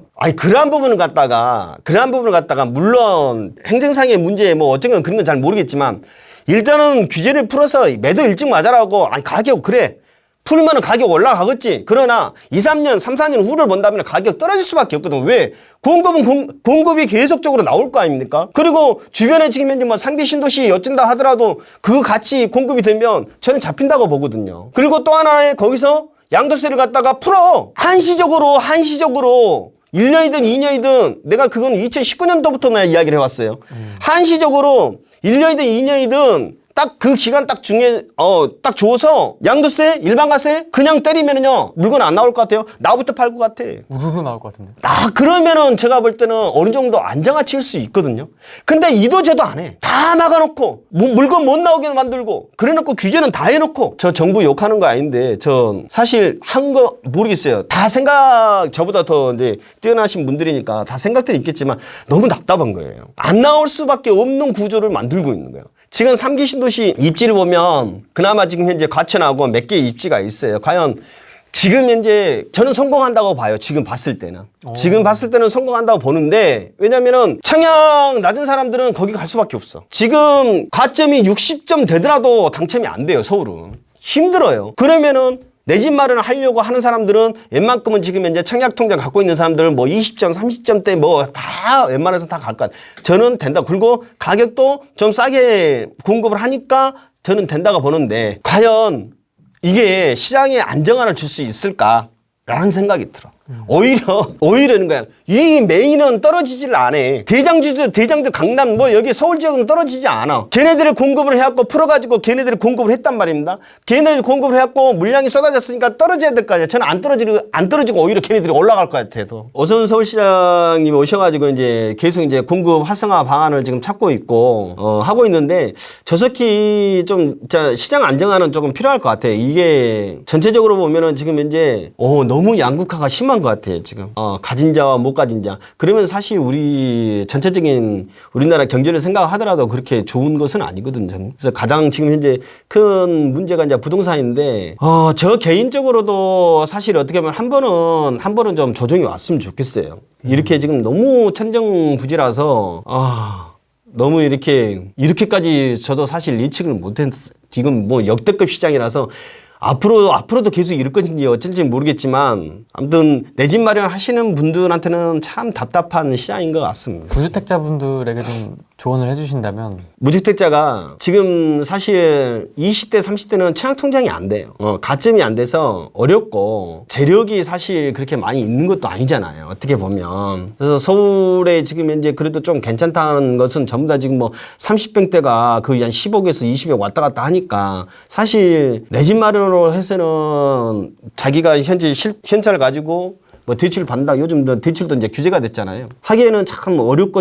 힘들어요. 사실 어떻게 보면. 그러면 청약통장인데 청약통장도 지금 이제 안 들어있는 사람은 과연 이제 뭐 거의 저는 포기를 한다고 봐요. 청약통장 그나마 20점, 30점 있는 사람들은 아마 상기 신도시를 아마 조금 노려보실 것 같은데 무주택자들 사실 지금 현재 그러면 자금력이 있는 사람은 지금이라도 사야 되냐. 어쩔 수 없이 지금 현재 살 수밖에 없는 시장 아니에요? 그냥 이런 거예요. 2, 3년 후에 지금 현재 가격이 떨어질 거라고 생각을 한다 그러면 기다리는 게 낫고 2, 3년 후에도 가격이 상승이 된다 그러면 지금 사야 되는 게 맞고 근데 저 개인적으로 봤을 때는 조금 기다리시는 게 좋을 것 같아요. 아무리 그렇습니다, 사람이. 제가 내 집을 그냥 내가 내 집 살 거니까 그냥 뭐 돈 걱정 말고 뭐 떨어지든 말든 나 있는 거 신경 안 쓰고 내 집만 하려다. 제가 볼 때는 열에 9은 그런 생각 안 해요. 그렇죠.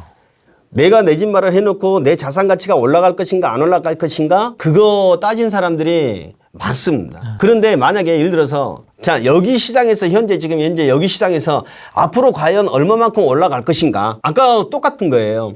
리센츠가 18억까지 올랐는데 지금 23억이면 그래 올랐습니다. 올랐는데 과연 그 오름폭이 많이 오른 건가? 자, 지금 현재 내가 지금 어떤 아파트를 샀는데 이게 10억이에요. 10억인데 예를 들어서 11억, 12억 올라갔어. 그러면 올라가면 뭐 좋죠. 괜찮잖아요.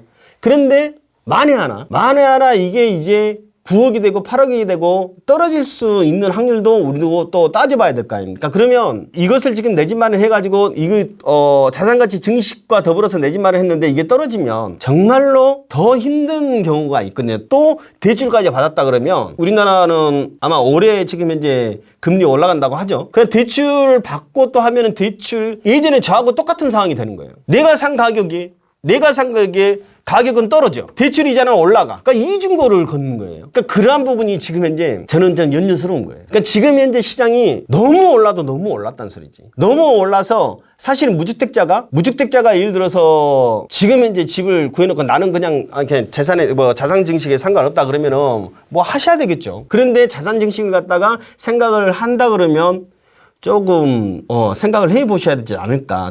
저는 좀 기다리셔도 되지 않을까라는 생각을 해봅니다. 제 개인적으로. 그러니까 저는 항상 보수적으로 보기 때문에 그냥 참고만 하시고 그냥 그려줬으면 좋을 것 같아요. 저는 아까도 이야기했듯이 잘 못 맞춘다고 그랬습니다. 다주택자분들이 주 시청자층이니까요. 다주택자들은 지금 현재 팔래야 팔 수가 없죠. 지금 다주택자 3주택이면 지금 현재 이제 양도세 얼마죠? 75%인가? 그러면은 예를 들어서 1억 수익이 났는데 7,500만 원 가져가면 누가 내놓겠어요? 저 같아도 안 나타났지. 그러니까 탈출구 방법이 없어요. 다주택 정말 급해가지고 뭐 자기가 이제 세금 부분에 대해서 정부세라든지 어떤 그런 부분에서 진짜 뭐 힘들다 그러면은 그런 물건이나 좀 나올까? 제가 볼 때는 안 나올 것 같아요. 안 내놓을 것 같아요. 그런 부분이 해결되지 않는 이상은 다주택 같은 경우에는 제가 물어본다니까요. 저만 생각해 그런데 내놓을 거냐고 안 내놔요. 내놓을 수가 없는 거죠. 다 내가 고생해가지고 내가 공부 다 해서 내 집 마련을 했건 투자를 했건 했는데 파니까 그냥 정부에서 75% 가져간다? 차라리 떨어져 버린 게 낫죠. 차라리 떨어지더라도 그 돈이 그 돈이니까 떨어지면은 가격이 떨어지면은 정부에서 또 이익감 느껴서 풀어줄 수 있는 문제잖아요. 지금 다주택자들은 사실 물건 나오기가 쉽지 않을 겁니다. 이 지금의 어떤 계기가 있지 않는 한은 제가 볼 때는 당분간은 계속적으로 조금 말릴 것 같아요. 이제 나중에 이제 모르겠습니다. 이제 많은 규제가 이렇게 됐는데 계속 이런 상황에서 어떻게 보면은 이제 공급이 이제 조금 뭐 풀린다거나 어떤 또 우리가 제일 걱정스러운 게 해외발이에요. 해외발. 해외에서 뭔 일이 터져본다거나 그랬을 경우에 그게 걱정인 거지. 지금 사실 어떻게 보면 다윗됐다가 지금 현재 물건 내놓기는 넉넉치가 않은 시장인 것 같아요. 근질근질 하거든요. 또 더 사고 싶어가지고. 그래서 틈새로 가잖아요. 1억이야. 그냥 그런 거라든지 네. 아니 반포주공 1단지 갖고 계신 분이 썩비를 하고 있더라고. 1억 이하짜리를 찾고 있더라고. 아니 시장을 그러니까 그 사람들이 그렇게 지금 현재 찾아가는 것은 뭐냐면은 그렇게 만들었다니까요. 그래서 지식산업센터가 뛰고 오피스들도 전혀 움직이지 않은 것이 오피스들이 뛰고 시장이 그렇게 만든 게 아니고 정책이 그렇게 만들어 놨다니까. 그래서 시장에서 그렇게 반영이 되는 거고 그러고 있습니다 지금. 그럼 1억 이하 찾아다니면서 하는 거는 어떻게 보십니까? 저는 지역 분석, 입지 분석을 하는 사람으로서 저는 아니라고 보거든요. 절대 아니라고 봐요. 왜냐하면 그게 지금 현재 어떻게 보면 상승장의 어떤 틈새 시장이거든요. 예. 근데 하락장으로 딱 돌아왔을 때는 가장 먼저 식어버릴 때가 그런 데예요. 그래서 아마 빠져나오지도 못하는 경우도 많을 거예요. 예를 들어서 이런 경우는 있죠. 동시가 1억짜리 물건들을 갖다가 또 그냥 뭐 어떤 개발 이슈가 없는데 재개발이라든지 그런 어떤 이슈가 있는 것도 있지 않습니까? 그게 만약에 이제 재개발 쪽으로 해서 1억 이하 물건 같은 경우는 그런 가치가 있겠죠. 그런데 전혀 어떤 뭐 개발이 이루어지지 않는 곳에 그냥 공시지가 1억 미만이라 그래서 시댁에서 싸다 그래서 그냥 투자를 해놓는다? 저는 진짜 아니라고 봐요. 저는 아예 그런 것은 생각지도 않습니다. 왜? 당해봤기 때문에. 예전에 당해봤기 때문에. 예전에는 진짜로 몸부림쳤어요. 팔려고. 어떻게든 좀 팔아주라고. 복비 더블로 줄 테니까.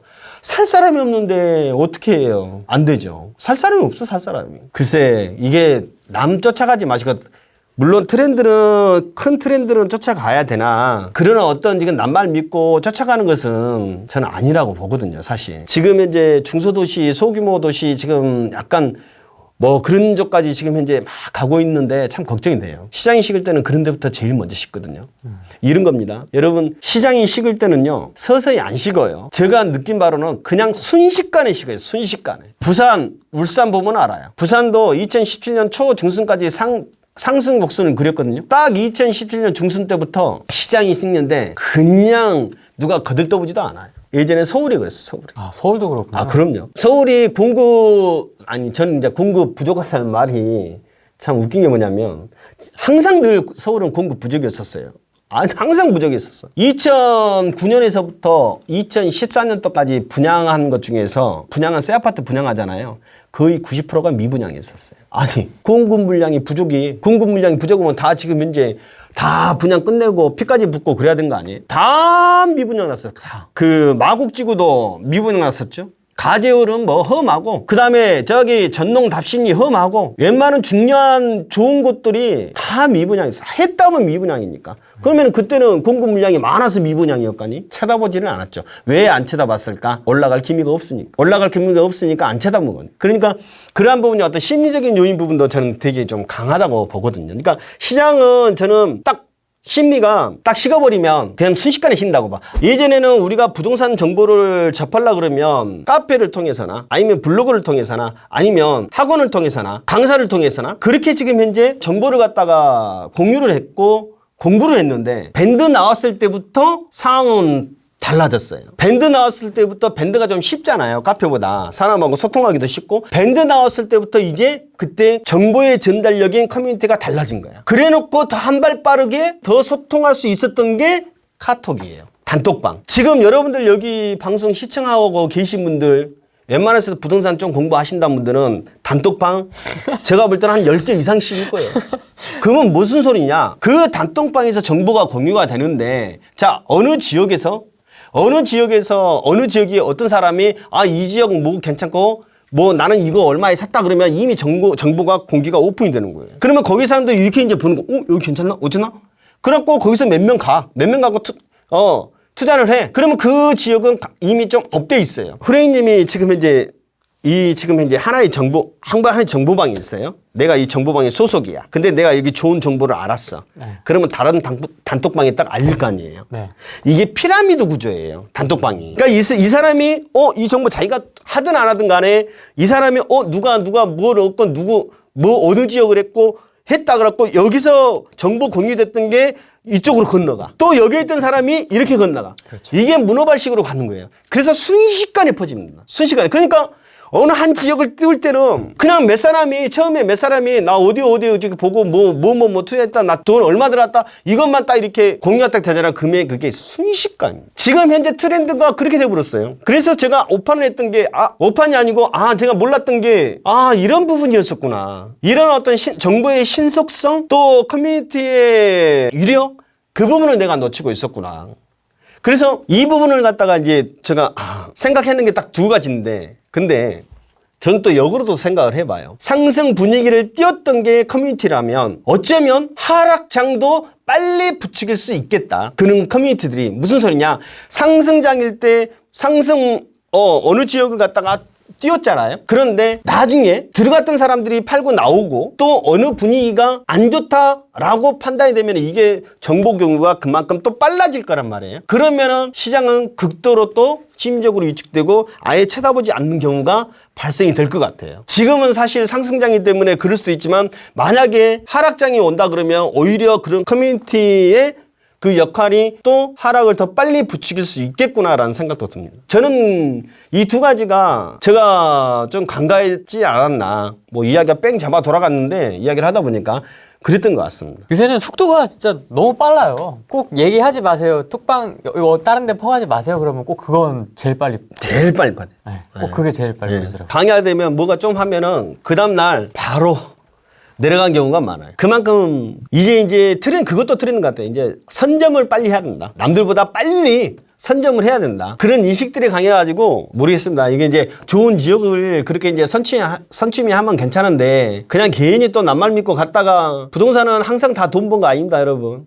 부동산은 이 상승장에서도 돈 못 버는 사람들 많아요. 첫 번째가 뭐냐면 부동산 투자 외면한 사람들. 두 번째 판 사람들. 판 사람도 손해라고 생각을 하거든요. 내가 10억 주고 팔았는데 지금 현재 보니까 20억이 됐어. 그러면 그 사람들은 벌었다고 생각을 할까요? 그 사람들은 더 속이 아플 거예요. 항상 여러분들이 투자를 하실 때는 마지노선을 생각을 하셔야 돼요. 하락장에 대한 마지노선. 그리고 무리하게 대출 절대 받아가지고 자기가 감당할 수 있을 것만큼만 하십시오. 그냥 연끌해서 하지 마시고 그 연끌해갖고 부동산 하락하면 누가 도와줘요? 정부가 도와줘? 주위 사람 도와줘? 아는 사람 도와줘? 안 그래? 본인만 아파, 본인만. 그래서 견딜 수 있을 것, 자기가 감당할 수 있을 것만큼 차근차근 밟고 올라가시면 좋을 것 같고요. 부동산은 꾸준하게 많이 공부를 하신다 그러면 이게 하루아침에 아는 거 아니에요. 꾸준하게 하셔야 합니다. 꾸준하게. 그리고 절대 남말 믿지 말고 투자를 하세요. 투자. 개인이 쫓아갔다가 자기가 공부 안 되고 인사이트가 안 되고 철학이 안 되고 믿음이 없고 확신이 없으면 그거 투자해놓은 것도 불안해. 그래서 본인 스스로가 공부를 하셔가지고 투자를 하시는 게 가장 좋을 것 같다는 생각이 듭니다. 그런 분들도 있잖아요. 나는 공부하기는 너무 좀 귀찮아. 네. 그냥 나는 돈만 넣고 싶어. 해서 찍어주세요 하시는 분들도 있잖아요. 수강생분들 중에 그런 분들 많죠. 많은데 그것도 이제 다 뛰어난 강사라 그래서 다 맞춘 것은 아니고요. 어떻게 보면 지금 현재 상승장이기 때문에 그게 찍어달라 하면은 찍으면은 그냥 수익률의 차이지 다 맞출 수는 있어요. 다 맞출 수는 있는데 글쎄 저는 개인적으로 상담을 아예 안 합니다. 그 컨설팅이고 뭐고 저는 상담을 아예 안 해요. 왜냐면은 저로 인해서 저 말 한마디로 인해서 그 사람이 폐가망신이 될 수 있거든요. 돈도 벌 수 있지만 근데 돈 벌면은 다 입식 닦아볼 돼. 근데 만약에 손해를 보면은 나 이게 머리끄댕이 잡으러 올 거예요. 멱살 잡으러 올 거예요. 벌면 문제가 없어. 그렇죠. 벌면 다 자기 잘 나왔고 본거 안 와. 다 없어. 옛날에는 막 간도 쓸개도 다 빼줄 것 같더만은 찾아오질 않아. 투자에 대한 책임은 본인이지만 사실 기본적으로 어느 정도 공부는 돼 있어야 된다고 봐요. 그러니까 마냥 이렇게 한두 번 찍어주세요 하고 맞을 수도 있지만 나중에 또 큰 돈으로 또 틀리면 또 큰 돈 말아먹을 수도 있거든요. 대장님처럼 20년 넘게 좀 부동산 투자자로 오래 살아남기 위해 좀 우리 초보 투자자분들이 좀 반드시 기억하고 있어야 될 것들 그런 게 좀 있을까요? 카페에다가 제가 2016년 6월 달에 쓴 글이 있더라고요. 골목대장이 23년 동안 느낀 점 해가지고 글을 갖다가 내가 22개인가 23개인가 써놨었는데 그걸 오늘 다시 한번 읽어봤어요. 읽어봤는데 요점이 큰 것 같아요. 어차피 지금 이제 부동산 공부를 갖다가 시작을 한다, 아니면 하고 있다라고 한다 그러면 소신과 철학과 인사이트가 있어야 된다는 점 보거든요. 그러니까 자기만의 방법을 찾는 게 가장 중요한 것 같아요. 앞으로의 공부 방향이라든지 투자의 방향이라든지 딱 한마디로 통할 수 있다라고 하는데 그게 꾸준함입니다. 늘 하루에 조금씩이라도 공부를 하자. 그리고 시간 날 때, 아니, 그런 건 내가 마포구에 약속이 있어. 마포구에 약속 있으면 옛날에는 제가 그랬거든요. 마포에 저기 지금 현재 합정역에 약속 있으면은 제가 미리 1시간에 가요. 1시간 알아서 그 일대를 싹 다 돌고 약속 시간 가거든요. 그런 것처럼 공부를 하려고 그러면은 그냥 딱 마음 잡고 공부한다? 이것보다 그냥 시간 날 때마다 조금씩 공부하고 뭐 뉴스도 좀 보고 또 요즘에 유튜브에서 또 좋은 말씀 많이들 하시잖아요. 네. 그래서 유튜브도 공부를 하고 학원도 다니면서 공부하고 또 발품 팔고 그러면은 어느 정도 자기가 본인이 느낄 것 같아. 이건 누가 이렇게 가르쳐 주는 것도 아니고 본인 스스로가 어느 정도 되면은 제가 그랬거든. 어느 정도 딱 되니까 안 보이던 것이 막 보이는 거예요. 못 느끼던 것이 막 느껴지는 거고 그건 제가 스스로 느껴야지 누가 깨우쳐주고 그런 건 없는 것 같아요. 그래서 항상 그런 부분을 갖다가 만들려고 한다 그러면은 꾸준하게 밀고 나가라. 저는 그 말만 하고 싶네요. 다른 뭐 요소는 없는 것 같고. 되게 메시지는 명료한데 그 안에 진짜 함축적으로 다 포함되어 있네요. 대장님이 하신 말씀에. 네, 저는 계속 꾸준하게 하고 있어요. 국토부에서도 보는 채널이거든요. 아, 그래요? 네. 그래서 저희 그럼 아까 괜히 잘못 이야기했는데. 아닙니다. 다 했습니다. 지금까지 다 나가고 국토부 제 채널 보면서 공부하고 있거든요. 아, 그래요? 네. 열심히 보고 있다고 칭찬도 많이 해주시더라고요. 어떻게 이렇게 인사이트가 좋은 분들 찾으시냐고. 국토부 장관님께도 한마디 해주세요. 하고 싶은 이야기. 아니요, 저는 그럴 능력이 못 됩니다. 그럴 능력은 못 되고 네. 저보다 더 뛰어나신 분들이 일단 잘 알아서 하실 것 같아요. 뭐 건방지게 뭐 할 수 있는 부분은 아닌 것 같아요. 아까 제가 말씀드린 것처럼 저의 그냥 생각과 답답하다. 그렇죠. 이게 이 방송 이거 앞에 오면 방송 카메라 오면 죽겠어요. 그냥 말도 잘 안 나오고 나중에 이제 후배님이 또 부르시면 언제든지 제가 와서 더 조금 나은 목소리와 인사이트로 또 뵙도록 하겠습니다. 알겠습니다. 오늘 여기까지 하겠습니다. 고맙습니다. 고맙습니다. 안녕. 안녕 한번 해주세요.